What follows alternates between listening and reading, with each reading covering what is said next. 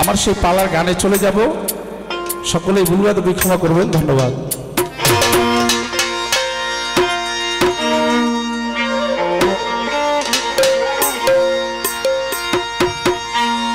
একবার গান করিলে শুনতে পাবি, করিলে শুনতে পাবি, গান করিলে জানতে পাবি আপে মাওলার পাক জবান, মানববাদী পাক আল্লাহর কোরআন। কেন ভিক্ষা করে মুসলমান গো, ভিক্ষা করে মুসলমান, মানববাদী পাক আল্লাহর কোরআন। কেন ভিক্ষা করে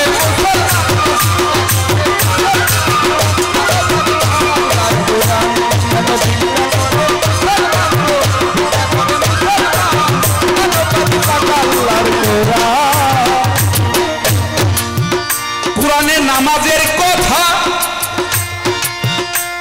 আকিমুস সালাতা, ওরে আকিম অর্থ তারা করা আগে তারে জান গো, আগে তারে জান গো, আগে তারে জান। কোরআনে হয় নামাজের কথা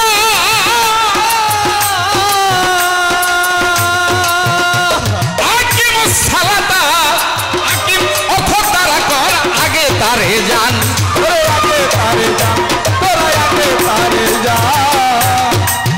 ওরে হইলে বাঁকা লাঠি সোজা করা, বাঁকা লাঠি সোজা করা, বাঁকা লাঠি সোজা করা, দেখবি রে বিশ্বের কল্যাণ, মানববাদী পাক আল্লাহর কোরআন। ও কেন ভিক্ষা করে মুসলমান গো, মানববাদী পাক আল্লাহর কোরআন। কেন ভিক্ষা করে মুসলমান গো, ভিক্ষা করে মুসলমান, মানববাদী পাক আল্লাহর কোরআন। আখেরে পাবি পানা পান যে গানা আদায় কর।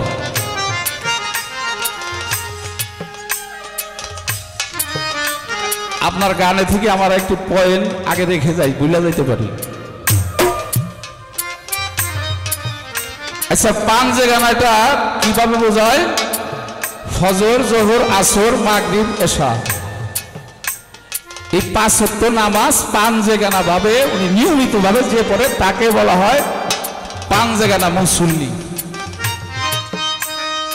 আচ্ছা, একটা নামাজ থেকে আরেকটা নামাজের দূরত্ব কত? ফজরের নামাজ পড়লাম 4 রাকাত, পড়ার পরে আমার জোহরের আগে আর কিন্তু নামাজ নাই। কি ভাই আছে? নাই। এই যে ফজর থেকে জোহর পর্যন্ত একটা ফাঁক রইল, এই ফাঁকটার মধ্যে কি কোনো নামাজ আছে না নাই? এটা আপনার কাছে আমার ধরা রইল। আবার জোহর হইতে আসর পর্যন্ত একটা খালি, এইখানে কি কোনো নামাজ আছে না নাই? আসর থেকে মাগরিব এখানে যে খালি, এখানে কি কোনো নামাজ আছে না নাই? যদি থেকে থাকে এটা কিভাবে আছে, আর যদি না থেকে থাকে আমি বাবা ফাঁকের নামাজ পড়ি না। 5 গানা পড়ে যাই, আপনি একবার স্টেজে দাঁড়িয়ে ফুটে নিতে হবে না আমি 5 গানা নামাজ পড়ি, শরীয়ত আগে কর, ওই নামাজ আমি আগে ফাঁক ফাঁক ডাইন ফালি না নামাজ আমি পড়ি না। আবার ওইটা বলবো আপনি কি শরীয়ত মানেন না? হ্যাঁ মানি, আমি মানি, আমার বাবা মানে, আমার 14 গোষ্ঠী মানে। শরীয়ত ছাড়া কোনো কথা নাই। এই বিশ্বের মধ্যে যত অলি আউলিয়া গাউস কুতুব পীর মাশায়েখ বলেন, সকলের জীবনী পড়লে দেখবেন এই জীবনে তাদের 1 ওয়াক্ত নামাজ যদি কাজে গিয়েছে, 1 ওয়াক্তের পরিবর্তে 1000 ওয়াক্ত নামাজ পড়ে আল্লাহর কাছে চিৎকার করেছে, কান্না করেছে, আল্লাহ তুমি আমার ওই কাজা নামাজটার জন্য ক্ষমা করো। নামাজ ছাড়া কোনো অলি আউলিয়া আজ পর্যন্ত হতে পারে না। আমি সেটার বিরুদ্ধে কথা বলবো, আমার বাবা বলতে পারবে না। কিন্তু আপনি যেই নামাজ পড়েন, আমি ওই ডাইন ফালি না ডাইল ফালি না নামাজটা করি না। আমি যেটা করি সেটা হলো হরদম 24 ঘন্টা দিনে রাতে আমি নামাজের ভাবেই থাকি। আমার কোনো রাকাত টাকাত নাই, আমার কোনো ওয়াক্ত নাই। আমি এই যে শুরু করেছি 24 ঘন্টা আমি পড়তেই থাকি। আপনার মতো এই ফাঁক ফাঁক নামাজ আমি করি না। ভিক্ষা করে মুসলমান, ভিক্ষা করে মুসলমান, ও বাজান এই কোরআন পড়লে হবে কি?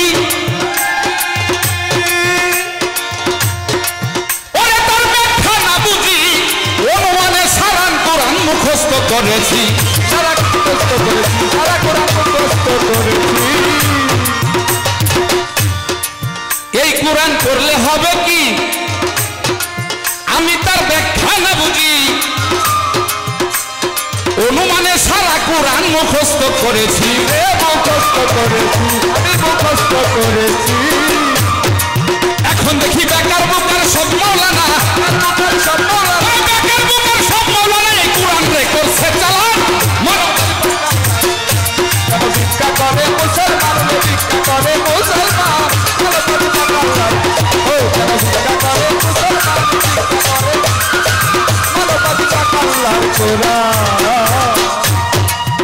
এই কোরআন পড়লে হবে কি তার ব্যাখ্যা না বুঝি, অনুমানে সারা কোরআন মুখস্থ করেছি। এখন বেকার বুকার সব মাওলানা এই কোরআন রে চালান বানাইছি। এই যে আপনার প্রশ্নের উত্তর এই জায়গায় আইসা যায়, আপনার শরীয়তের সব ইবাদত বন্দেগী দেখা যায়, আমার মারফতটা কি দেখা যায়? অবশ্যই দেখা যায়। তাই সাধক বলেছে এই কোরআন পড়লে হবে কি, কোরআনের মধ্যে আছে, কোরআনের মধ্যে আছে তোমার ধন সম্পদ থাকলে তোমার হজ এটা তোমার জন্য ফরজ। আচ্ছা আমার জিয়া ভাই লক্ষ লক্ষ টাকা, কোটি কোটি টাকা এই কোরআনের মধ্যে পড়ে যদি ঘরের ভিতরে বসে থাকতো তার কি হজ করা হইতো? কখনোই হতো না। এই কোরআনে আছে, ঠিকানা দেওয়া আছে, তোমার হজ করতে হবে। এই কারণে মানুষ এই বাংলাদেশ থেকে সেই মক্কা শরীফে যায় হজ করার জন্য। যাই নাও যদি আপনি বসে থাকেন কাজ হবে না।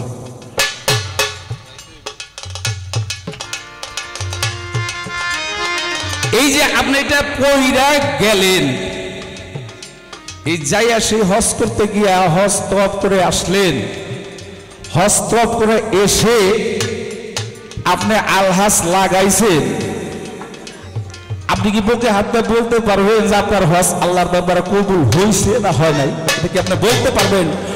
যদি বলতে পারেন তাহলে আপনি বলবেন, আর যদি কল যে না আমি বলতে পারবো না তাহলে এইটাই আমার মারফত, এইটাই আমার মারফত। যদি অনুমানের মধ্যে থাকেন তাহলে আপনার ওই শরীয়তের কোনো ফায়দা নাই। আপনার জানতে হবে, আপনার শিওর হতে হবে, গ্যারান্টেড হতে হবে আমার এই ইবাদত আল্লাহর দরবারে কবুল হয়েছে। এই কবুল হয়েছে জানাটাকেই মারফত বলে।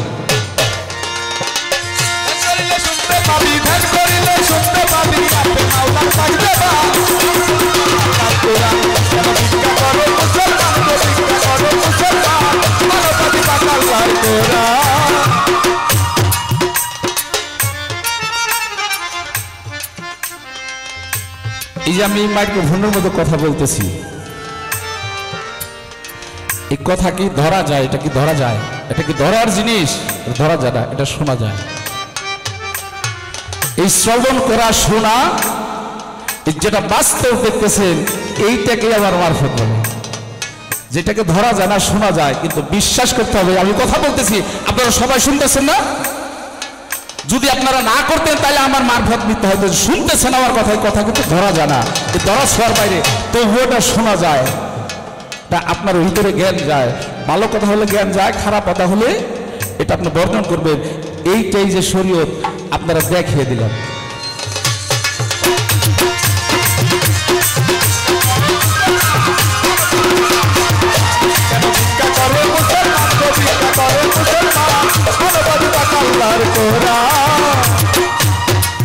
এইবার বলে কোন শব্দ কইছে আল্লাহ হয়ে যাওয়া, হয়ে গেছে, গেছে সকল হইয়া,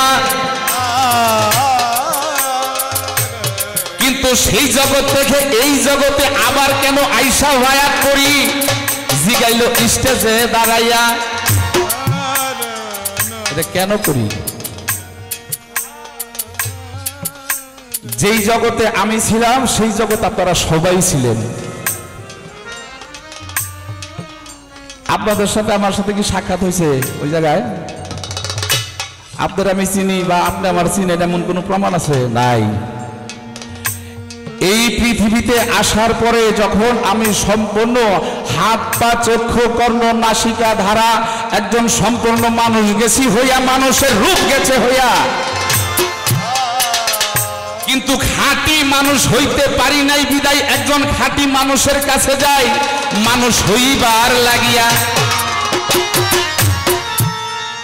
এইটাই হলো কারণ। ওইখানে থেকে আইসা এই জায়গার মধ্যে আবার কেন বায়াত করি? ওইখানে ছিলাম আমি বিচ্ছিন্নভাবে, জড়ভাবে পৃথিবীতে এসেছে, আমার আকার হয়েছে আমার চক্ষু, কর্ণ, হস্তপদ, নাসিকা সমস্ত কিছু পূর্ণাঙ্গ আমার একটা দেহ হয়েছে বিদায় আমি একজন আল্লাহওয়ালার ব্যক্তির কাছে এই দেহটাকে খাঁটি করার জন্য আমি গিয়ে আবার বায়াত করি। এই তো আপনার কথা ছিল, অল্প কথাই দিলাম শেষ করিয়া। আমার মঞ্জিল ভাই পিছে পয়সা পয়সা কয় কথা কম কইবে, গান বেশি যাইবেন গায়া, তাই কমে শেষ করলাম। এবার আমার কথা এলো, খুলো খুলো দলিল খুলো, এবার আমার কথা এলো, খুলো খুলো দলিল খুলো রে, এবার আমার কথা এলো। এবার হলো শরীয়ত।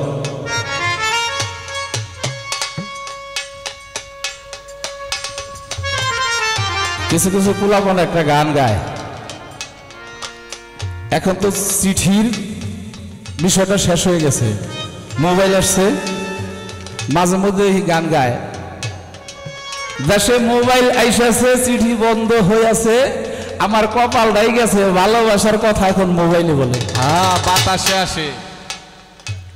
আগে সবাই চিঠি পাঠাইতো একজনের কাছে আরেকজনে, এখন আর চিঠি লাগে না, এখন মোবাইল হয়েছে, কথা বলা যায়, ভিডিও কল দিলে দেখাও যায়। কিন্তু যখন চিঠির সময়টা যুগটা ছিল, ওই চিঠি লেখার আগে বিসমিল্লাহির রহমানির রহিম এটা লিখতাম অনেকেই, আবার এটা অনেক লম্বা হয় দেখিয়া ছোট্ট কইরা 786 লিখতাম। অনেকেই আগে তখন অনেকেই বলছে যে আমি এইটা কি সংখ্যা, কয়টা বিসমিল্লাহির রহমানির রহিম। আমি শরীয়তের সর্বপ্রথম বিসমিল্লাহ থেকে আপনাকে একটু জিজ্ঞেস করব যে এই যে বিসমিল্লাহির রহমানির রহিম এটা বাংলায় লিখতে অনেক লম্বা হয়ে যায় দেখে, এই বিসমিল্লাহটা ছোট করে লেখে 786। এই সর্বপ্রথম শরীয়তের অনেক বড় একটি হাতিয়ার যার নাম হলো বিসমিল্লাহ। এই বিসমিল্লাহ 786 লিখলে বলে হয়ে যায়। এটা কিভাবে হয়, এটা কেন হয়, এটা কিভাবে এটাকে বোঝানো হয়? এই 786-কে বিসমিল্লাহির রহমানির রহিম এই সর্বপ্রথম এই শরীয়তের গোড়ায় থেকে আপনার কাছে একটু জানার বিষয় হলো।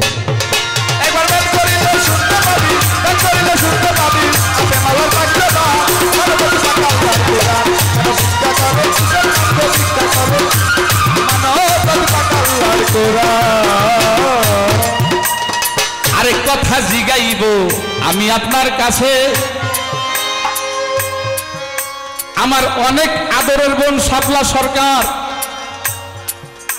মনে মনে ভালো কিন্তু বাসি যে আপনারে সর্বপ্রথমে গান গাইছে আখেরে পাপি পানা পাঞ্জেগানা আদায় কর। এবার আমার সেই পাঞ্জেগানা নামাজ থেকে একটা জিজ্ঞাসা, ফজর, জোহর, আসর, এশা, মাগরিব, এশা, এই 5 ওয়াক্তের মধ্যে 4 ওয়াক্তের নামাজের সুন্নত আগে পড়া হয়, তাই না মোশাররফ ভাই? রেগুলার জানতো ঠিক কথা বলছি। এই 5 ওয়াক্তের মধ্যে 4 ওয়াক্তের নামাজের মধ্যে সুন্নতটা আগে পড়া হয়, কিন্তু লক্ষ্য করলে দেখা যায় মাগরিবের ওয়াক্তের সময় ফরজটা আগে পড়া হয়। এই মাগরিবের ওয়াক্তে ফরজটা কেন আগে পড়া হয়, আর 4 ওয়াক্তের মধ্যে সুন্নত আগে, এই মাগরিব ওয়াক্তের মধ্যে ফরজটা আগে কেন পড়তে হয়? আবার অনেক সময় লক্ষ্য করেছি যখন মুয়াজ্জিন আযান দেয় মসজিদের ভিতরে, আল্লাহু আকবার বলে যখন আহ্বান করে নামাজীদের রে, 4 ওয়াক্তের মধ্যে আযানটা একটু লম্বা করে দেয়, মানে হুজুরের দম যতটুকু আছে এত সম্পূর্ণটা দিয়া। কিন্তু মাগরিবের ওয়াক্তের সময় আমি খেয়াল করে দেখছি ওখানে আযানটা একটু খাটা করে দেওয়া হয়। এই মাগরিবে ফরজটাকে কেন পড়া হয় এবং আজানটাও কেন খাতা করে দেওয়া হয়, এই ছোট্ট করে আমার দুটি পয়েন্ট হলো। আমি আর এত কথা বলবো না।